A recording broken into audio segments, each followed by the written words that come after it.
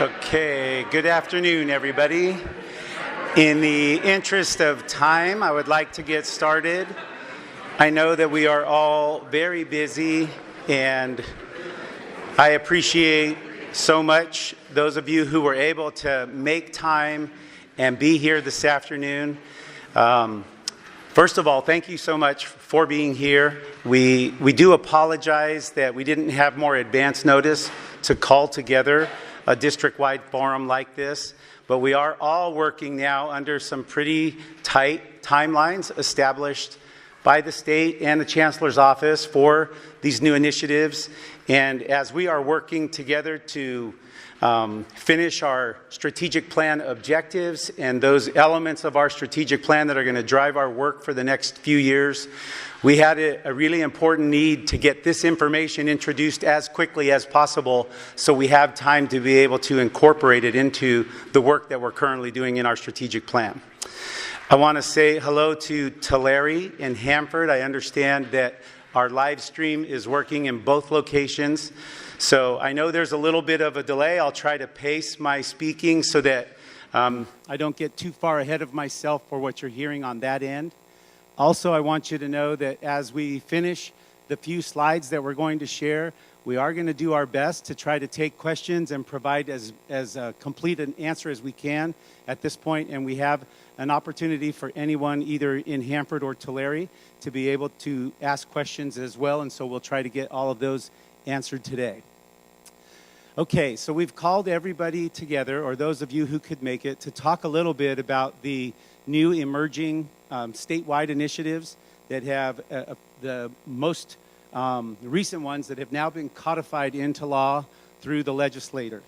It's been no surprise the last few weeks as these have hit the news that things like AB 19, which we're going to talk about in a minute here, the College Promise, and then AB 705, which directed multiple measures for use of student placement in college-level English and math, are quickly rising to the forefront in the media and across all 114 community colleges in our system.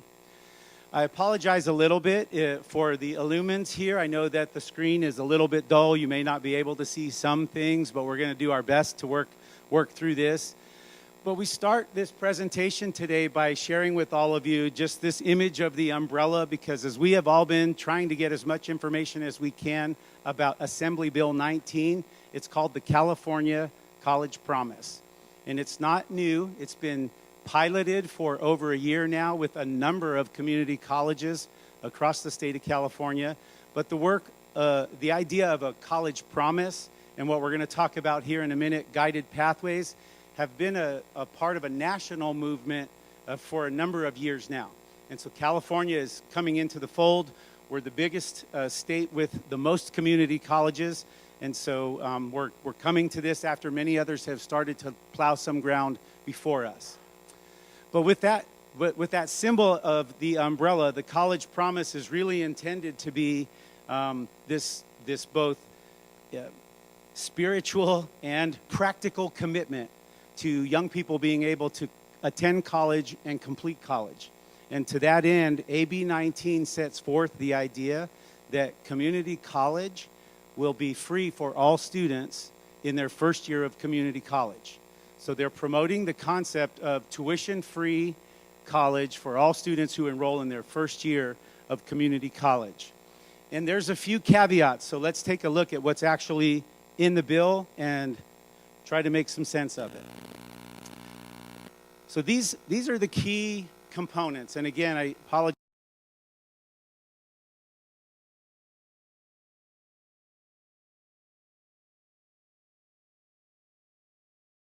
We all recognize and understand that being the opportunity that students based on their income eligibility have to be able to have all their fees and tuition, or their tuition for their community college, waived. So essentially, in areas where you have high poverty, you have a high number of students who not only now but have for many years been attending community college for free. That will continue, but starting next year, 2018, it will no longer be called the Board of Governors waiver. It's now going to be called the College Promise Grant. So from the state of California, all of our students who are BOG waiver eligible now, that same eligibility requirement remains in place. We'll process it the same. Every student, though, as of next year, will be receiving the College Promise Grant.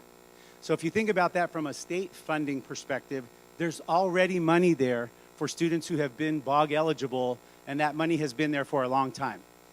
In areas like ours, where poverty indexes are higher, that means we have more students. Sometimes as many as 2/3 of our students are attending on the BOG waiver because of their eligibility. What the grant does do is that there's an expected appropriation coming out in the governor's January budget 2018 that's going to add additional money to the big community college pot for all of the community colleges to access in order to provide tuition-free college for that other 1/3 of the students who are now currently paying their tuition. So even though we're a good deal, we've always been a very cost-effective deal, the idea here is that if we can incentivize community college attendance by making it free for every student who attends in their first year, we're going to invite more students into the system, but we're also going to hopefully be committed then to the kinds of changes that will be necessary for more students to matriculate, reach their goals, and complete faster, okay? So the thing I guess I want to say before we leave this slide is once AB 19 was passed into law, and a year ago this was already being talked about, and some of us know of many community colleges who already stepped forward a year ago and implemented their own Promise program. In more affluent areas, they took everybody who was BOG waiver eligible, made sure they got their tuition-free college, and then got their foundation and their other philanthropic and fundraising efforts in place to be able to start raising the money to support the remaining students who were able to come in and make sure tuition was free for everyone. So those programs are still running. Ours is getting started. What we know now, though, is that there's a fair amount of expectation from our public. When you think about parents in our area, when you think about the economic demands on our area and the political demands on the Central Valley to elevate our academic profile, to elevate our educational and economic development capacity, it's going to be really hard for any community college to say, nah, we don't think we'll participate in the College Promise. Okay? None of us want to be that college that turned away the opportunity for every student to have free tuition in their first year, particularly in our high poverty area. So I'm gently sharing with all of you that I believe the expectation, the political pressure alone is going to be significant, and the expectation is that all community colleges have a responsibility to participate in this program. So we're saying that's not such a bad thing. Why wouldn't we want to participate in it? There aren't many reasons why we don't want to participate in it, but let's look at what you have to do to be able to be part of the College Promise program. Okay, these are the criteria, and you saw these if you were able to track the e-news that we sent out last week. But the first one is, in order to be in the College Promise program and get the money for every student, you have to establish and demonstrate that you're successfully participating in all of these next few things I'm going to list here. One, establish an early commitment to college program. That's taking on a variety of different shapes and forms, but what's expected in the legislation is that there be stronger, better communication and articulation with our K-12 feeder systems. And there are a wide range of how different community colleges are going about this. We currently, I believe, would be able to check that box at least at a beginning level because we are members of what's called the TK Collaborative. It's the Tulare Kings Collaborative. It's led out of the Tulare County Office of Education, but it has representatives from Kings County and our Kings County community colleges on that collaborative panel. And the whole purpose of that is for our community colleges to be meeting with the district superintendents, high school and K-12 superintendents from Kings and Tulare County, and talking about more clear connections, a better understanding of what the new exit standards are for high school, and what our new entrance standards are for community college. And getting students more ready to be successful. There's also obviously some guided pathways taking place, some linked learning avenues that we hear about, some college and career pathways coming out of the high schools. And our work in that model has always been to try to make sure we could understand everything that was being expected of those high school students and what their standards were that they were going to be achieving when they finished those programs and how those lined up with entry into our programs. So we haven't done, we're not as extensive as many community colleges are, but we have a starting place, and I think to comply with getting the College Promise funding, our participation in this collaborative would meet that initial requirement. The next one, partner with high schools to improve high school student preparation and reducing the need for college-level remediation. Most of the community colleges, and we have a few of our closest neighbors who are about a year ahead of us, we've all wrapped up our work in this around our dual enrollment project. We've been working on dual enrollment here for a number of years. We're doing it a little bit more strategically, I think, a little bit more targeted than some of our neighbors. We didn't just throw the door open and ask high schools, what college classes would you like to teach? And we'll try to bring those to your campus. Some colleges took that approach. We were a little more scientific. We went directly to our data. And we looked at the fact that 6 out of 10 students in any given year might test below college level in English and math that come to COS. So we opened the door and said, how many of you as high schools would like to have College of the Sequoias developmental English classes, developmental math classes embedded in your high school instructional day so that we start giving students while they're still in high school the opportunity to take those classes that would otherwise be the remediation level courses they'd have to take when they get here. If we can embed those into their senior year, and we're seeing success with it now, we have about 1,200 students in dual enrollment classes across all 10 of our feeder districts. And that number is only going to grow because there is a greater demand.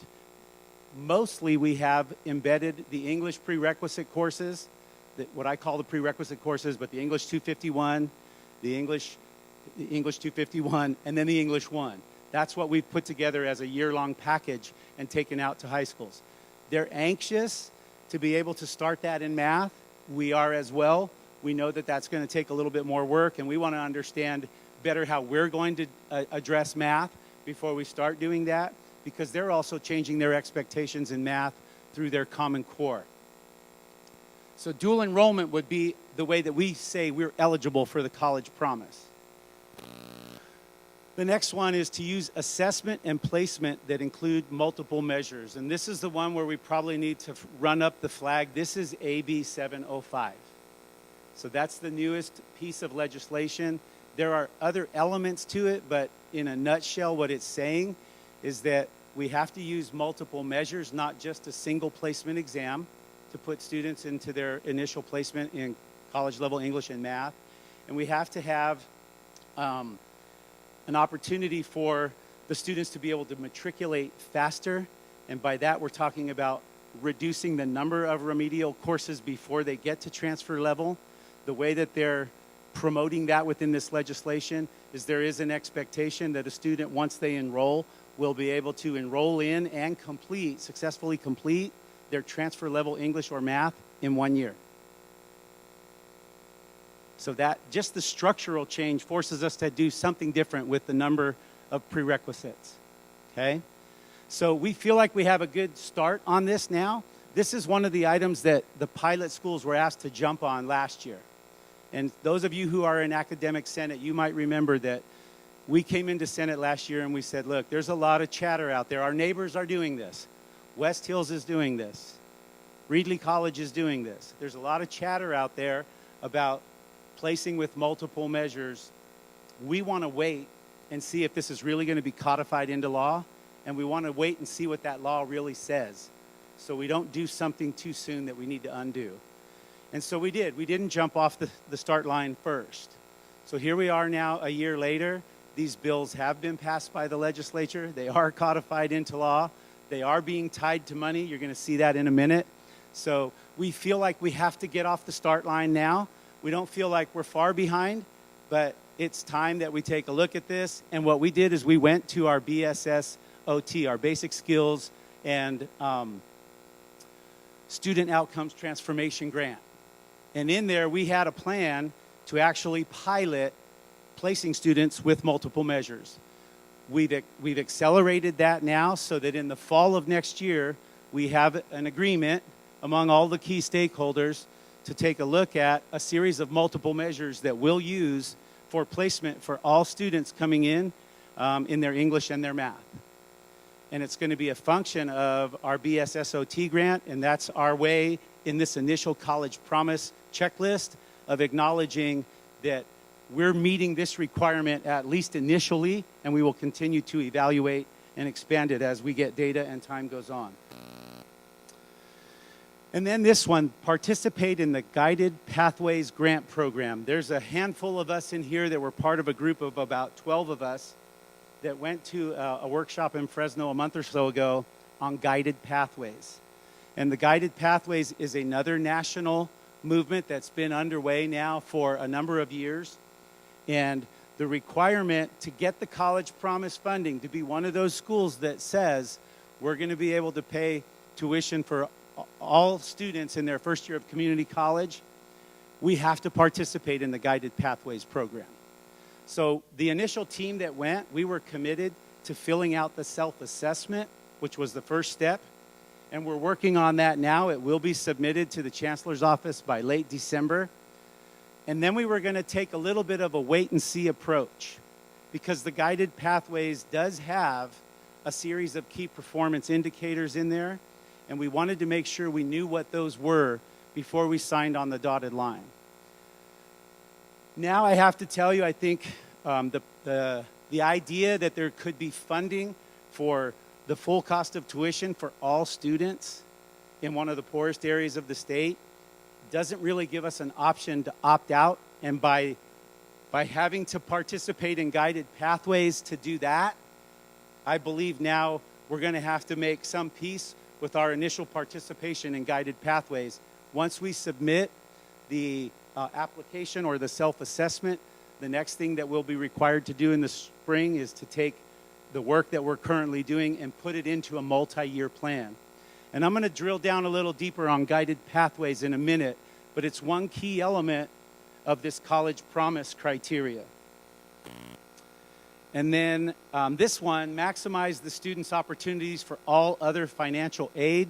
We comply with this. We meet it. We have and will continue this as a standing practice, as well as participating in the federal student loan program. So we can check the boxes, if you will, to be a college promise recipient. And I wanted to at least share those are the 6 things we have to do, and we have responses to each of those now without necessarily needing to do anything different than what we've already been working on. It's the information that we've been working on for the last year, and now we're getting, the expectation is that we kind of kick this into action and begin making some of our changes in some of those steps. Okay, so now let's just pull out Guided Pathways. That's one element off of those list of 6. Let's unpack this one a little bit further. Guided Pathways, first of all, this is what we were told when we went to the workshop. It's not a new initiative. Okay, stop chuckling now. It's not a new initiative. And if you look at it, really, it's not an initiative in and of itself. But what it is it's an opportunity for us to look at a framework and organize the work that we're doing. It is a model that has national research behind it. This is just one of the key sources of research underpinning these legislative pieces, and the components of Guided Pathways. Some of the best practices have already been implemented, not only in community colleges across the country with some successful results over at least a 3 or 4 year period, but with California community colleges and the pilot colleges that are out about a year in front of us. And so there's pretty substantive data that supports these as best practices. So as I said, it's really more a framework, I would call it, for organizing our existing efforts. They actually give you some suggestions for how you might categorize the different efforts that are going on in your campus to help streamline them and help eliminate some of the silo effect of working on different things. But I think based on what we've already done as a college, our transformation after show cause into COS 2.0, the fact that our governance and decision-making bodies and our integrated planning model incorporate cross-functional representatives, we already have that. So I think the key for us here is that we've got a lot of good work going on. This is another opportunity to think about a framework of how to put all that together. It is an opportunity, though, with all of the work that we're doing, to do a gap analysis. And when I say that, I think about the major initiatives we have intertwining right now. We have the basic skills, we have our student success, we have student equity, and even though we've worked hard from the beginning, especially with equity and success, to plan those together, implement those side by side, leverage the resources, serve more students than what might be minimally eligible, we've put all of that planning into the integration of those, but they still stand separately, if you will, for those students that initially were expected to benefit from those, the disproportionately impacted groups. What the Guided Pathways is asking us to do is take those frameworks, take this framework and use those individual initiatives and set them up so that collectively we can impact all 15,000 of our headcount students, that we can benefit from the cumulative effect of multiple measures moving the institution forward simultaneously and not have them as delineated by separate groups as they have been in the past. So as we look at all of those services, we can figure out by looking at what we're doing, what might still be missing. And in that gap analysis, I think we can provide some adjustments and some additional steps to make sure that we close those gaps and continue to get the benefit of that cumulative impact of this work all happening simultaneously. There it is. Okay, so if we think about the Guided Pathways, how can we take a look at this framework idea and put some stuff in place that helps us continue to transform our college? The Guided Pathways does have a series of best practices backed up by the research. When they say it's not a new initiative, you don't have to implement all of them, but whichever you choose to implement, the Guided Pathways does have a series of key performance indicators that are going to be measured against your student population. So, if we start to try to put these into some more specific ideas that we can have for how this kind of framework can help us, I think we can better align high school exit and college entry standards. I talked earlier about the fact that we're currently in the TK Collaborative and we have regular monthly meetings with the superintendents. We have a pretty good idea of what those linked learning pathways and career pathways are coming out of the high schools now and how they might line up with entry into our programs. But that's as far as we've gone. And I think what this model does, if we were going to do a gap analysis on that little piece, is it gives us an opportunity to look at other things we could do to make that even stronger. And I'll give you a couple of examples. Reedley College, for example, has one major feeder district. They have Kings Canyon Unified School District. And they have a partnership now with Kings Canyon that begins taking college representatives out and meeting with the group of brand new parents coming in to enroll their students in kindergarten. So when the kindergarten meetings are taking place and the parents are all there, one of the things that they get is they get a representative from their community college giving them the sheet of the A to G requirements and showing them, as you get ready to start this journey with your child through elementary school, middle school, and high school, we want you to know at the end of this game, these are the kinds of things that are required for your student to be eligible for college. And they do that with the students at the end of 6th grade as they go into 7th. And they do it at the end of 8th grade as they go into 9th. So there's some deeper outreach that we can do to start to build a partnership with parents to build a stronger college-going culture and give more information sooner. So there are, and the resources that will come with the College Promise, or in this case, the Guided Pathways, is exactly the type of resource to use to do some of those things. Improve assessment and placement measures. I could have put in parentheses alongside this one, AB 705. How are we testing students to place them in college level courses, and what other measures are we using? We have a pretty good plan now, as I said earlier, stemmed out of our basic skills grant. We have talked about going to the existing sheet that we already have of what we all might know as our override criteria that are used oftentimes for placing students into an English or a math class once they've been tested or assessed. And in that override criteria, we look at other things like the student's GPA in high school, their overall GPA. Then a next level might be the number of English or math classes they took in high school. And then another level might be, what was their grade? Did they get an A? Did they get a B in those English and math classes? And by looking at that collectively, we're able to make some decisions about what we call bumping students up.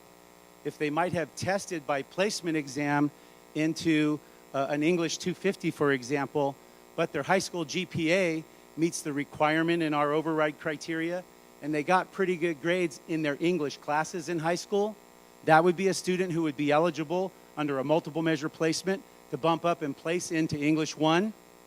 But the key, I think, for us would be there has to be some support for that student when they get placed at that level.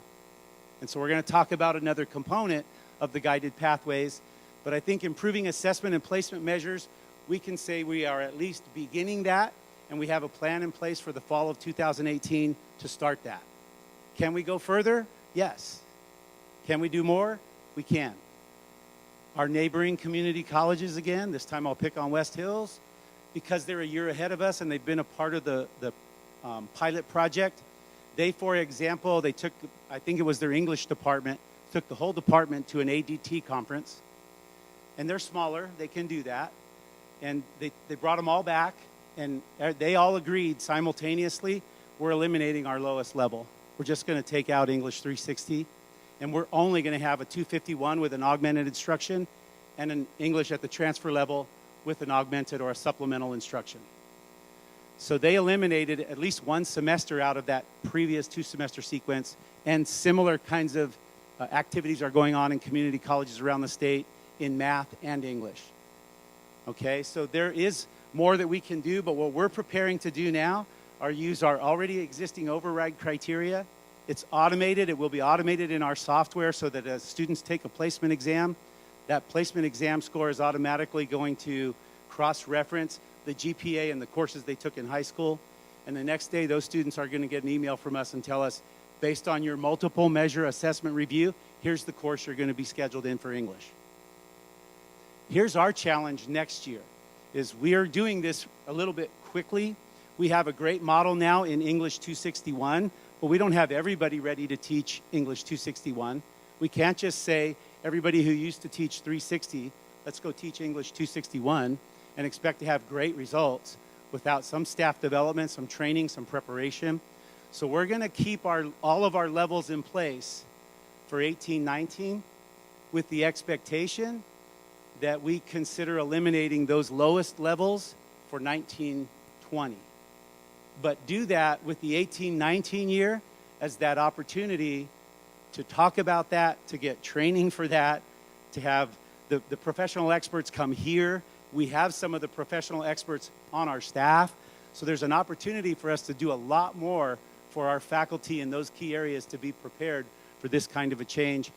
And then we need time. Let's just take math, for example. I've been in great discussions with representatives from the math department, and they get it. They know that we need to develop some co-requisite courses, but we don't have those ready yet. So I don't want to not be able to place students appropriately without the right support class that they need. So we're going to do some multiple measure placement, and we're going to use the current BSSOT grant strategy to bump some students up and start getting our data. But at the same time, we're giving ourselves the next academic year to do some of this other work that needs to be done now to implement with the best possible chances of success. early academic and career advising. I put in parentheses alongside this one, meta majors, because those of you that have been out to conferences, either through Academic Senate or Student Services or Administrative, we're hearing the term now, meta majors or educational career clusters.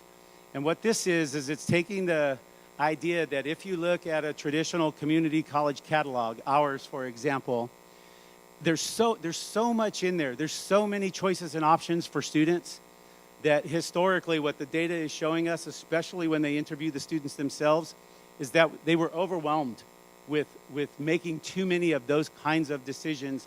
There was too big a pattern for them to select from.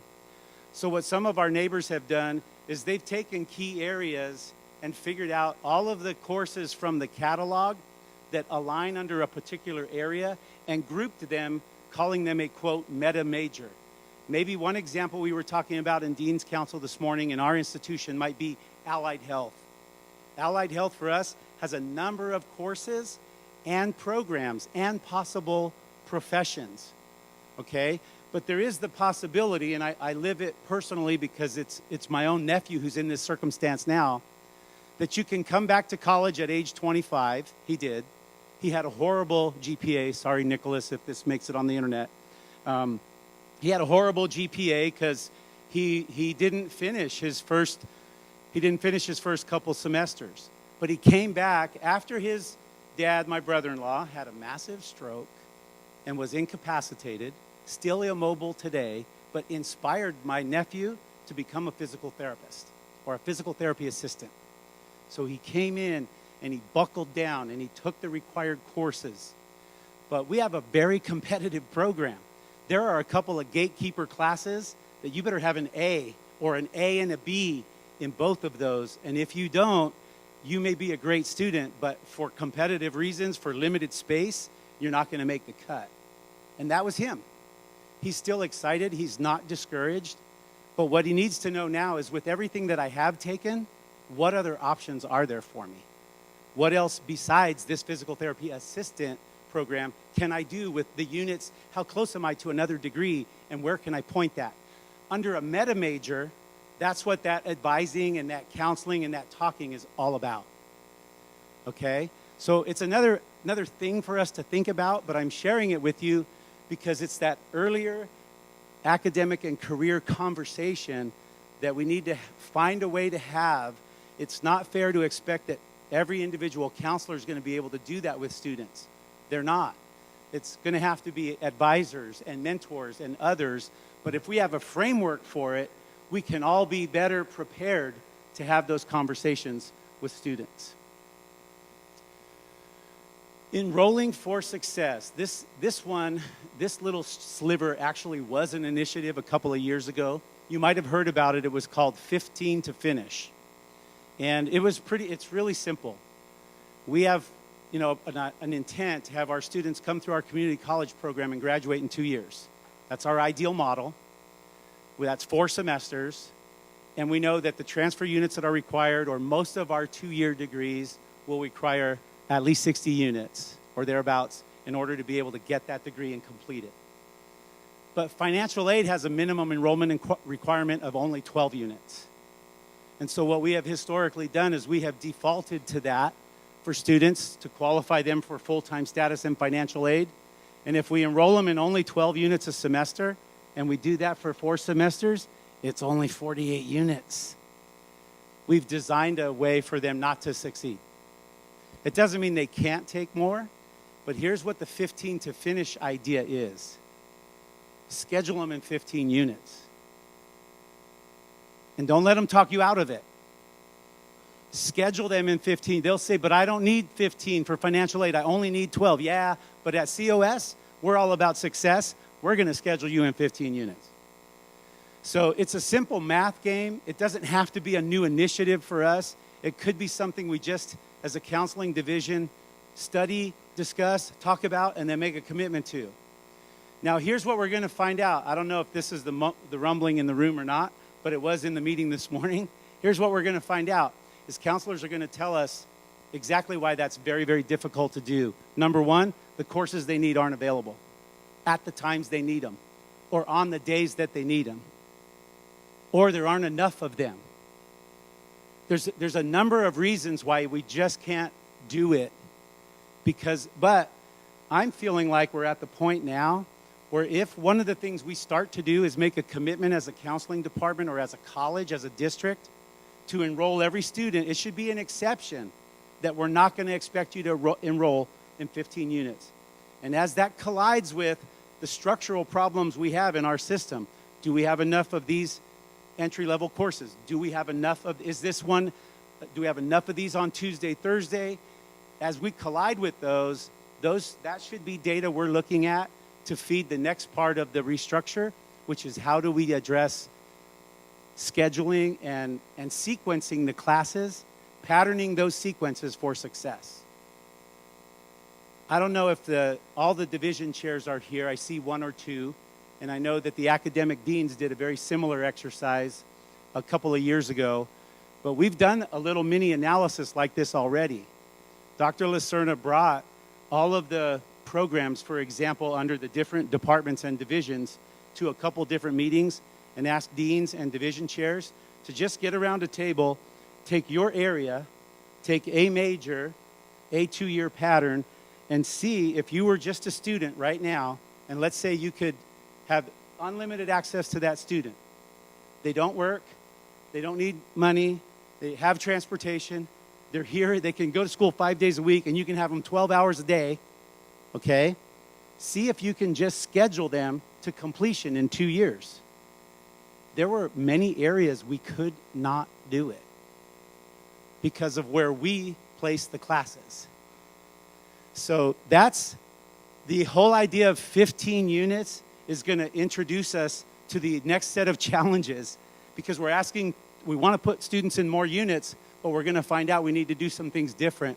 And some of it is we need more staff and more classes in that area. I think we've demonstrated a commitment, this administration has, to buy the teachers we need.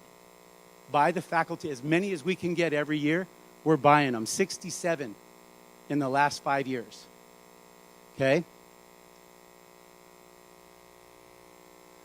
Shorten the path in the developmental math and English. Again, what are those sequences right now? How many semesters does it take to get to transfer level? And how can we shorten that? How can we condense that? We talked a little bit about that earlier. And this last one is the clear map to completion. And the caveat is right here. We have clear maps to completion now. We can show students everything you need to take to get your degree. We can't guarantee you in our structure that that's even physically going to be possible to do it in 2 years. But that's the expectation. So until we realign some of that and work on some of that, we're going to still be in the same, we're going to be producing some of the same results we have now. Okay? So these are, I think that's the last one. Okay. We did talk about this already too. Augmented and supplemental instruction. This is the development of those co-requisite classes.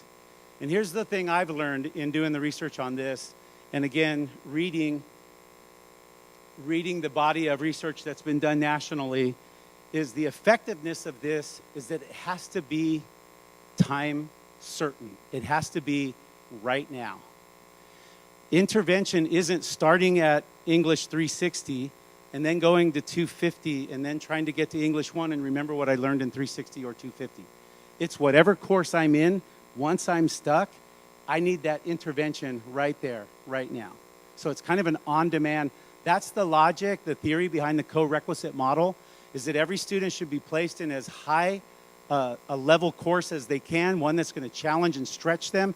And as they start to hit blocks, the co-requisite course that they're taking at the same time alongside that should be the on-demand intervention that they need. And then we get them through to the next level. Okay? So the augmented and supplemental instruction is the development of those co-requisite classes. And again, we're using terms there, augmented and supplemental, that we already do. But remember what the question was up here, can guided pathways help us further transform? I think there's more we can do there, and we can do it better. Okay. College promise. This will make us all feel better. The umbrella still includes all the initiatives we've already built in. Here's what I can tell you, though, that I'm feeling a little bit better about, is these two, if you remember slides like this we've put in place before, strong workforce, dual enrollment, institutional effectiveness and partnership, student success scorecard, basic skills, success and equity plan. These two symbolically are moving to the bottom, and they're shrinking. Okay, my prediction is that over the next couple of years, these two will find their place alongside the same burial ground as common assessment. Because they were earlier attempts to do what we're trying to do now, only now the promise of fully funded college and the framework of guided pathways really starts to make some of these less relevant. Okay? So for us, and this is the big deal, I think, the reason we hurried to have this update today.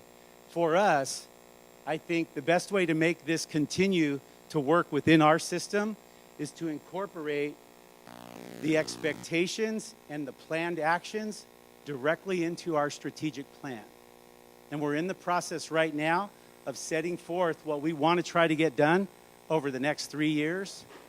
So those of us who have been in the strategic plan task forces, you know that we've developed some draft objectives. And those objectives are on point. They're aligned. They've been reviewed against the Chancellor's Vision for Success, which includes these elements. But now what's got to come next are the specific planned actions. And I think we would all look at the planned actions that we had in our first round of our strategic plan and say, wow, I'm glad that cycle's over, because I think we can do a better job with some more targeted and some more measurable planned actions than what we did, 3 years ago. We're further along. We have more momentum. We have other systems problems addressed and in place. So I think we're positioned well. But for our institution to work, it really has to be incorporated into our strategic plan and our district objectives, because that's what feeds our machine. That's what makes sure that if we're going to be talking about co-requisite courses and how they're going to be companioned with transfer level math, the math department are the experts to do that work. As an objective in our strategic plan or a planned action, they're going to find their way to that math department for that work. And that's how we're going to implement and measure. The same thing is true in student services and in administrative services.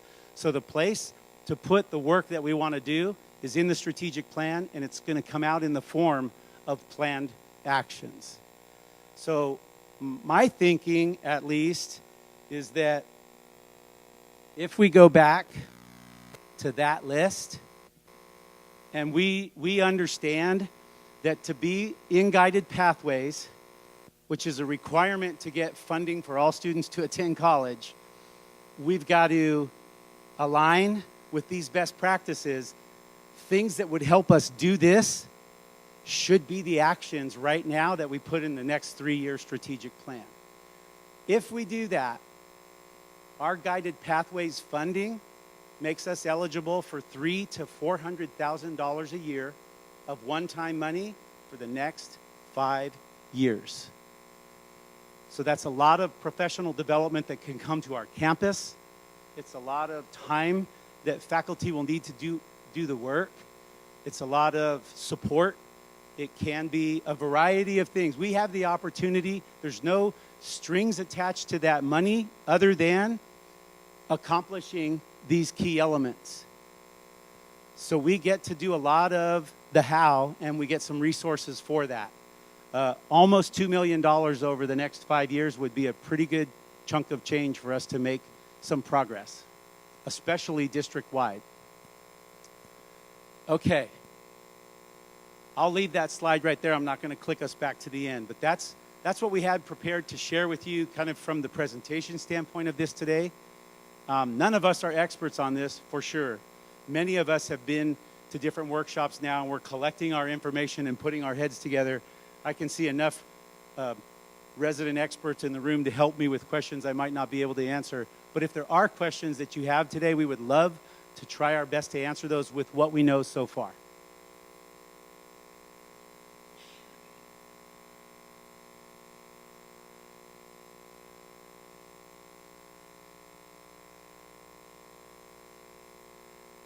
Yes, I'm going to ask you just real quick to speak into the microphone so that they can hear us in Hanford and Tulare.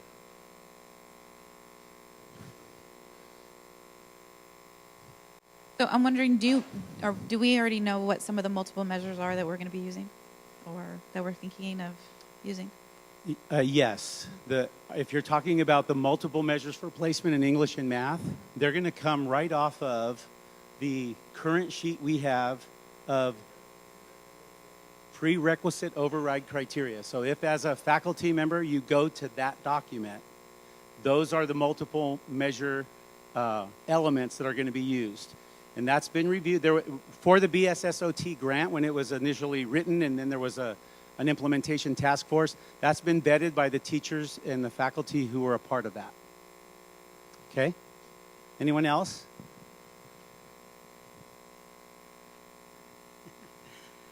Somebody, thank you, Alicia. At least meet me halfway. Okay. I actually have two questions. The first one, under this stuff, will we be able to require students to take English or math their first year rather than put it off? I think I don't know if it's going to be a requirement per se, but I would argue that if they have to finish transfer level in their first year, we're going to act like it's a requirement. And we're going to force them to dissuade us for some other reason. But we have to act like it's a requirement or we won't achieve it. Okay. Second, you were talking about, and I'm happy to hear that, the realization that for students to get done in 2 years, we're going to have to offer more classes. Where are we going to find the classrooms? You know what? I think we have to sit down and work that out. I think it's going to come to flexible scheduling. I hate to say this, and please don't boo me out of the room, but other colleges are going back to running college on Friday. We have Hanford, we have Visalia, and so the thing about our current students is so many of them are not achieving now. I don't know that we're going to have lots more students. I don't know that we're going to get a big boon in enrollment. I think we're going to get more of our students hopefully passing those classes the first time, and that ought to help that matriculation rate happen faster. Who else? I have a couple ideas there. Yeah. Christina. Is there a college that has already done all of those things successfully who could be a really good model for us? Yeah, if you go to the website, I don't remember what it is, Jay, but there's 24 colleges that stepped out first, 24 community colleges that stepped out first and are doing it. Our neighbors, I'm just going to say it, West Hills is about a year ahead of us. Reedley is about a year ahead of us. I don't know. You know, it's like anything else. When we actually go and probe a little deeper, their hype is, oh, shoot, I can't say that. Well, I can. Their presidents have shared, we have a long way to go, but we've gotten started. And so I think the more successful models that have been in operation longer would be Long Beach City Community College. Cal State Bakersfield is now Bakersfield City College is now district-wide. And so some of our neighbors have done pretty good work and they're smaller than us. They've been able to move faster and taken some bold steps. But there's a website for the 24 or 21 pilot colleges under Guided Pathways. You can type in Guided Pathways for California, and you'll find the pilot project. All of those colleges are at some level of implementation a semester or a year ahead of us. Who else? Anybody want to make a comment? Because I know some of you in this room have been in multiple meetings with me, and you have some really great insights to share. I would certainly love you to comment as well if you'd like to say anything. Dr. Shingle, can I ask you to do this just so they can hear you at the other sites? I certainly feel guilty about Stan's nephew. Didn't know he was trying so hard in anatomy and physiology. I would have tutored him myself. But that made me realize that those students are out there trying to get in our allied health programs, and we don't know who they are. So we're not giving them any kind of augmented or supplemental instruction. So that's certainly something I'll commit to, is trying to identify those students earlier in those key classes that need the extra help. But I also know that for us, those long summers off and those long winter breaks of no instruction are kind of an unused and untapped time. So if we need to add more sessions, I just wonder if summer school would be paid for, or would we ever add a winter intersession? Yeah, I think we have to look at all those options. Could you do me one more favor, Jonna, while you have the mic? Because I think the idea you shared with us this morning that you have for your RN, because of how long that list is, that's a good example of that early academic and career advising. So what, right before Cindy left and some of my early meetings with Jennifer, one of the burdens that we had is that we have over almost 1,800 students that have identified themselves as nursing majors. Lisa knows them, probably all by name. A lot of students that have said they're going to be PT assistants, and they don't have that, they're not going to get in. That's the reality. So what we've done is we're working with Thad and Michael over in CTE, and we're inviting students who have identified themselves as a nursing major, but they have a 2.5 to 3.0 grade point average. We're inviting them to a Lunch and Learn Summit in the middle of November, and we're going to talk through some of our other programs like Pharmacy Tech, EMT, CNA, LVN, and even some of the other programs that we don't have here but are in our region, and try to help them kind of plan B. Right. And that's the kind of examples when we talk to the colleges that are a little bit ahead of us, you guys, that's what they're doing when we talk about early academic and career advising under a meta major. Under allied health, John is going to take nursing, and all those students who we know right now by GPA aren't going to make the cut. Let's start talking to them about what else they're going to be able. That's the meeting my nephew would be in. What else can I do with what I've done? And here's what I like and what I want. But they're in that general field, that meta major field. So another great example of how we have at least the seeds of that starting right here. Anything else, you guys, today? Dolly's probably going to bring up the website for the colleges that are all in the program. I don't have my glasses on. Yes. Go ahead, Dolly, while I'm going up. Yeah, it's CaliforniaGuidedPathways.org. California is abbreviated CA, CAGuidedPathways.org. I just want to say students are being advised of meta majors. Students with those GPAs we are acknowledging that they are not going to get into our program. We are giving them alternatives. We can do better with that. Part of it is the students aren't always coming to us. They're talking to their friends and relatives and so on and so forth. So I don't know how we play into this, but I have many students that I advise either to look at other nursing programs, SJVC, for example, hate to say it, or to look at other majors. So, we're doing a lot of this. It's just maybe we don't know that we're doing it. So. That's absolutely right. And I never mean to imply that there isn't a lot of hard work going on everywhere.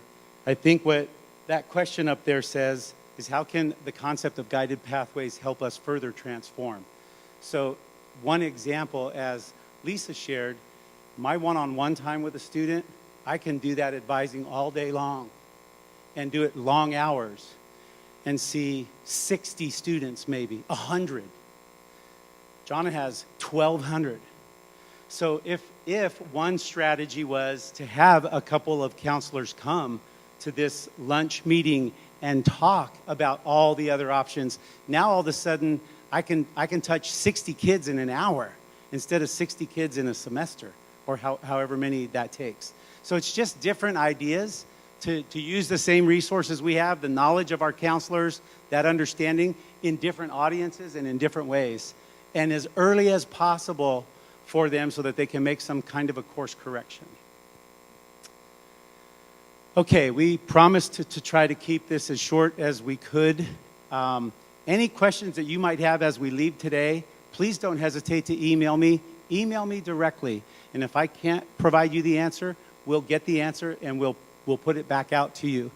What I'm hoping to do with this forum today is get this information more clear among more of us. And then what will be coming out from my office will be a memorandum that talks about the specific steps that we're intending to achieve to be eligible for AB 19. I think we have a responsibility to be eligible to get the money for every student to attend college for free. And then as a result of that, what we are going to do to complete our college guided pathways self-assessment and multi-year plan. And at the end of that memorandum, I guarantee you it's going to talk about the key being that we get as many of these planned actions integrated into our current strategic plan objectives so that our system that we've designed can process that content and help us get the right people involved to make the right changes. Okay, Lisa, last question. I know, but they can't hear you if it's not recorded here.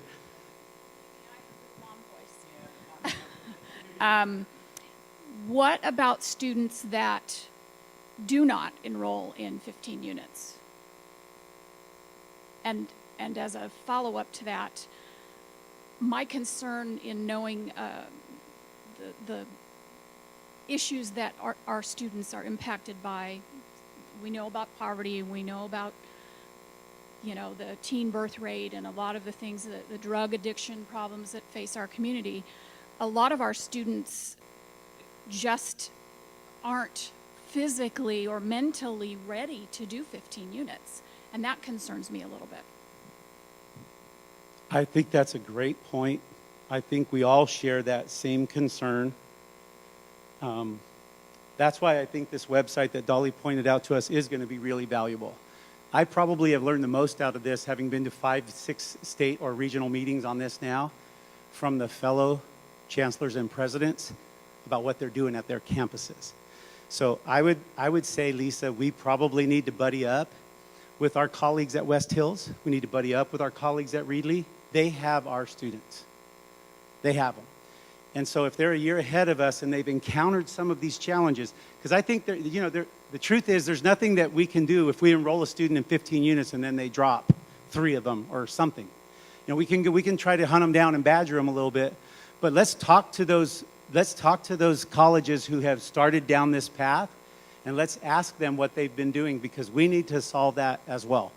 The other thing, and I'll just say it, especially being kind of a local valley kid, a community college kid, and one that came from poverty, I really do believe that students will rise to the level of expectations we set for them. At least the vast majority of them will. What they're going to need, and this is the piece that will have to go along with it, Lisa. It's not just slamming them into 15 units. It's the support system around that. And so that's why the student success and the student equity, those elements have to be a big part of this. And I think as I talk to the presidents at the other colleges in our region that have our demographic, they're saying because I told them we're running a little bit behind, but we're trying to get these other pieces in place. And they were actually complimentary of that, because I think they started without some significant pieces in place, and it made it a little bit more challenging. So we're a little slower to get started, but I think we're going to make up ground exponentially if we do it thoughtfully. Okay, thank you guys for your time today. I appreciate it very much, and a memorandum will be coming out from our office first part of next week.